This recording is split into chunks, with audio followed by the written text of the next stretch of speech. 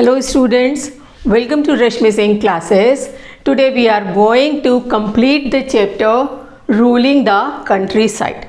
In the previous sessions we have completed the different methods of collecting revenue and the demand of Indian indigo and the different methods of indigo cultivation.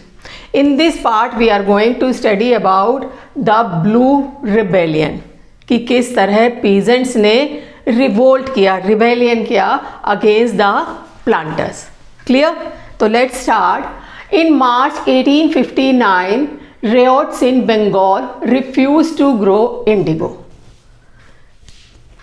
1859 में जो peasants थे उन्होंने planters को refuse कर दिया कि हम अब इंडिगो कल्टीवेट नहीं करेंगे अपनी लैंड पे, क्योंकि मैंने प्रीवियस पार्ट में आपको बताया था एक तो उनको प्रॉफिट नहीं होता था, ज़बरदस्ती कंपेल करके उगवाई जाती थी इंडिगो, और इस इंडिगो की वजह से फर्टिलिटी जो लैंड की होती थी वो बिल्कुल फिनिश हो जाती थी, फिर वहाँ पे राइस कल्टीवेट नहीं किया जा सकता था.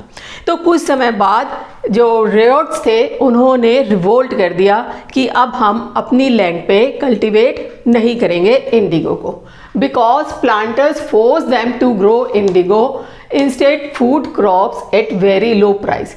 क्योंकि प्लांटर्स उनको कंपेल करते थे कि आपको इंडिगो ग्रो करना है, फूड क्रॉप ग्रो नहीं करना, और वो भी बहुत लो प्राइस पे वो उनसे लेते थे, तो जिससे इनको लॉस होता था. प्रॉफिट दूर की बात है, लॉस होता था.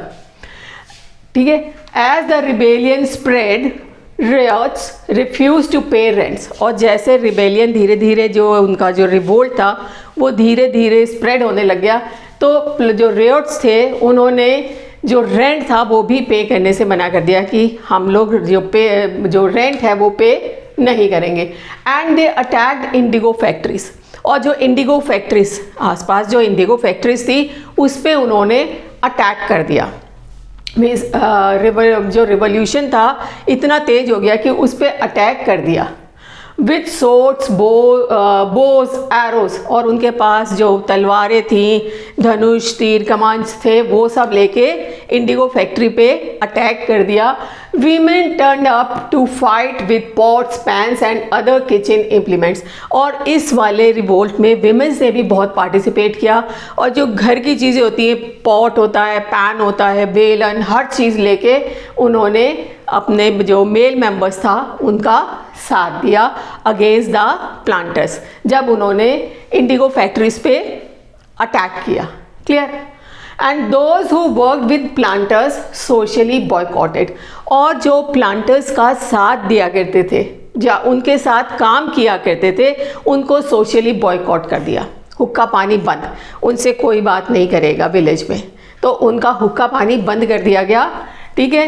एंड एजेंट्स ऑफ प्लांटर्स, जो प्लांटर्स के एजेंट्स थे, एजेंट्स कौन थे? जो गोमताज भी कहते थे उनको, जो कलेक्ट करने आते थे revenue, who came to collect rent were severely beaten up. और उनको बहुत बुरी तरह उनकी तुड़ाई की, बहुत बुरी तरह उनकी पिटाई की, क्योंकि उनके इतना गुस्सा भरा हुआ था. इंडिगो फैक्ट्री पे अटैक किया, और जो उनके साथ वर्कर्स थे उनको उन्होंने सोशली बॉयकॉट किया, और जितने भी गोमताज थे, जो एजेंट्स थे, उनको उन्होंने बहुत पिटाई की. अब एक चीज़ हमारे दिमाग में आती है, इतने सालों से वो ये चीज़ झेल रहे थे, तो अचानक क्या हो गया उनको कि उन्होंने रिवोल्ट कर दिया. ठीक है. Why did peasant decide to revolt? क्यों उन्होंने डिसाइड किया? अचानक तो नहीं हो सकता ना. और उनके पास कहाँ से इतनी पावर आ गई रिवोल्ट करने की? Who gave them power? किसने उनको पावर दी कि तुम रिवोल्ट करो?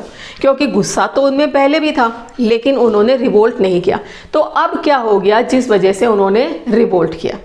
In 1859, Riots felt that they had the support of जमींदास and village headmen.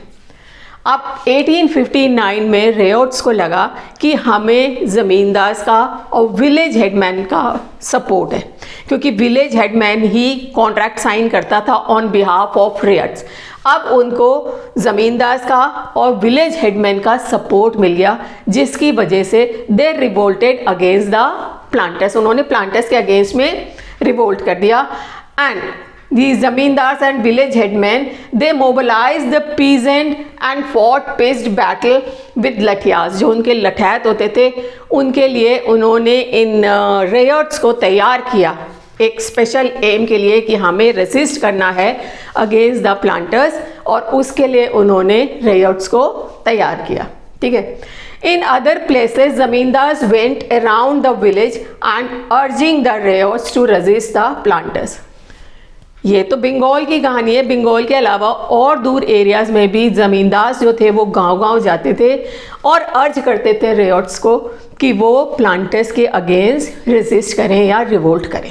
Means अब ज़मींदार का और विलेज हेडमैन का भी सपोर्ट रेयर्ट्स को मिल गया था।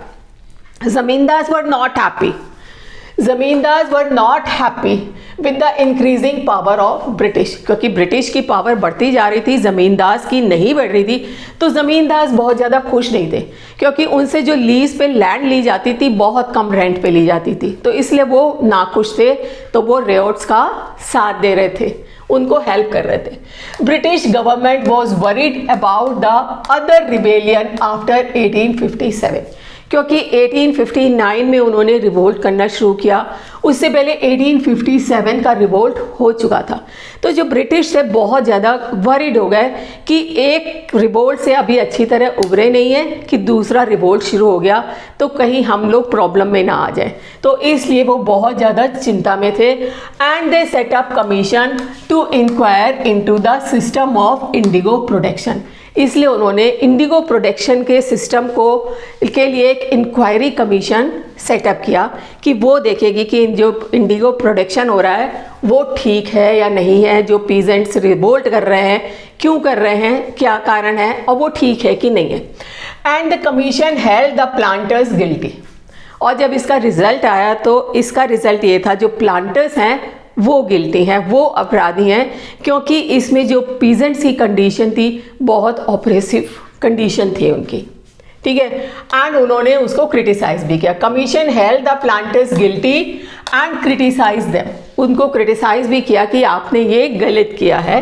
This production was not profitable for the ryots, क्योंकि ये जो आपने मेथड अप्लाई किया है ये रेयर्ट्स के लिए प्रॉफिटेबल नहीं है। Commission asked the rayors to fulfill their existing contract and they could refuse to produce indigo in future। अब इन्होंने रेयर्ट से ये कहा कि जो एग्जिस्टिंग कॉन्ट्रैक्ट है, मतलब जो अभी आपका एट प्रेजेंट कॉन्ट्रैक्ट है उसको फुलफिल कर लीजिए और फ्यूचर के लिए आप रिफ्यूज़ कर सकते हैं कि हम इंडिगो कल्टीवेट नहीं करेंगे और कोई आपको प्रेशराइज या कंपेल नहीं करेगा इंडिगो प्रोडक्शन के लिए। क्लियर, समझ में आ गया बेटा? चलो, after revolt indigo production collapse in Bengal. जब रिवोल्ट हुआ तो इंडिगो प्रोडक्शन जो था बंगाल में कोलैप्स हो गया, क्योंकि एग्जिस्टिंग कॉन्ट्रैक्ट के बाद सभी रेयर्ट्स ने रिफ्यूज़ कर दिया कि हम अपनी लैंड पे इंडिगो कल्टीवेट नहीं करेंगे। तो बंगाल में इसका इंडिगो प्रोडक्शन कोलैप्स हो गया। But planters shifted to Bihar, और उसके बाद प्लांटर्स दूसरी स्टेट में आ गए, बिहार में आ गए। And with the discovery of synthetic dyes in the late 19th century their business was severely affected. लेकिन लेट 19th सेंचुरी में एक सिंथेटिक डाई आ गई जिसकी वजह से इंडिगो प्रोडक्शन जो था वो सीवियरली अफेक्टेड हुआ, मीन्स इसकी डिमांड थोड़ी सी कम हो गई। But the British they manage to expand the production, लेकिन वो मैनेज करते रहे कि इंडिगो प्रोडक्शन और एक्सपेंड हो। हालांकि सिंथेटिक डाई आ गई थी लेकिन उसके बावजूद भी उनका सारा जो फोकस था वो इंडिगो प्रोडक्शन एक्सपेंड करने के ऊपर भी था। When Gandhi ji return from South Africa, लेकिन उसी समय गांधी जी साउथ अफ्रीका से लौट के इंडिया आए। Peasants from Bihar persuaded him to visit Champaran and see the plight of the indigo cultivators.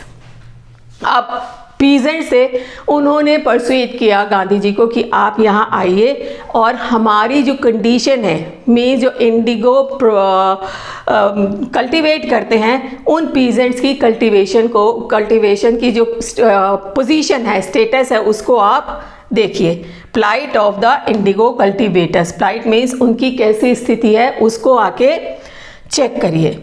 And Gandhi ji visit in 1917, और गांधी जी की विजिट हुई 1917 में, और this visit mark the beginning of the Champaran movement, और ये जो विजिट थी ये एक चंपारण मूवमेंट में कन्वर्ट हो गई। इसको मार्क किया जाता है as Champaran movement against indigo planters, में वहाँ पे उन्होंने सत्याग्रह कर दिया इंडिगो प्लांटर्स के अगेंस्ट में।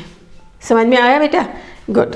Gradually by 20th century they got the support from the political parties and became a significant part of the national movement, और धीरे धीरे 20th century में उनको पॉलिटिकल पार्टीज़ का भी सपोर्ट मिल गया। मीन्स ये जो मूवमेंट गांधी जी ने स्टार्ट किया था, सत्याग्रह शुरू किया था चंपारण में, उसको पॉलिटिकल पार्टीज़ का भी सपोर्ट मिल गया, और एक ये सिग्निफिकेंट पार्ट हो गया हमारा नेशनल मूवमेंट का। Clear? So this is called the blue rebellion. Blue rebellion, और उसके बाद क्या हुआ आफ्टर, वो एक सिग्निफिकेंट पार्ट हो गया हमारा नेशनल मूवमेंट का। आई होप आपको समझ में आ गया होगा, बहुत डिफ़िकल्ट नहीं है। क्लियर? लेकिन इम्पॉर्टेंट है आपके एग्ज़ाम के पर्पस से। ध्यान से पढ़िएगा, और अगर नहीं समझ में आएगा तो आप मेरे से पूछ लीजिएगा कमेंट सेक्शन में, और अगर समझ में आ गया है then like and subscribe the channel and don't forget to press the bell icon. Thank you.